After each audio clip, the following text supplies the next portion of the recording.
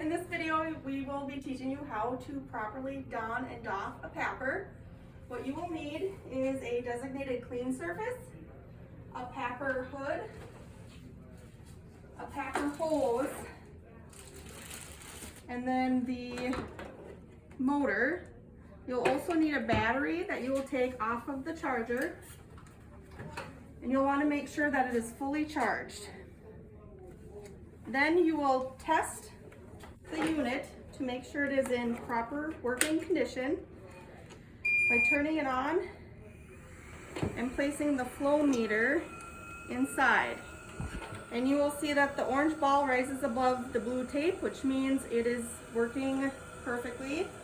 You'll also notice the filter life right here, the battery life, and then the flow rate. And it's on standard flow rate right now, which is what is recommended.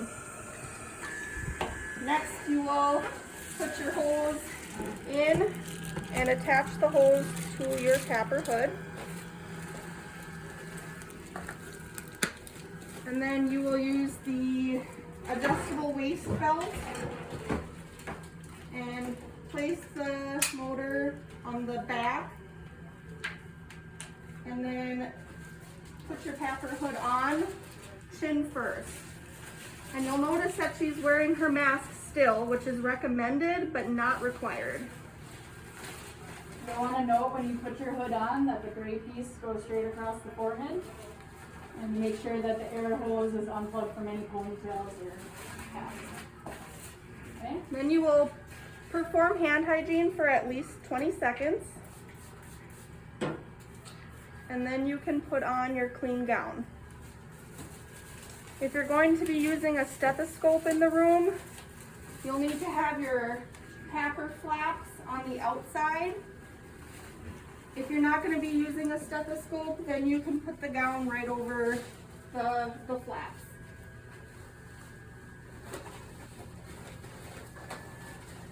And then tie it in the back. Make sure you are covering the Papr motor as much as possible. And then you can put on your clean gloves.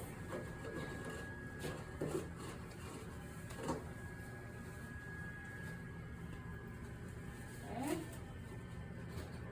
Then you would enter your room, do your procedure as needed, and then before coming out or exiting your room is when you're going to want to doff your gown. So we're going to pretend that we're in the room here, and before coming out of the room, I'm going to doff my glove. So first thing you're going to want to do is break the wrist, or break the straps at the waist, and then you'll want to break away the straps at the neck.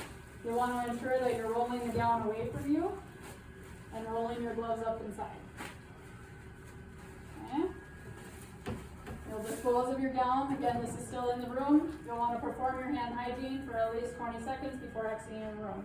And of course, you'll be touching the doors and coming back out. So then when you come out, you want to again make sure you're using your hand hygiene for at least 20 seconds. Then you'll want to don another pair of gloves.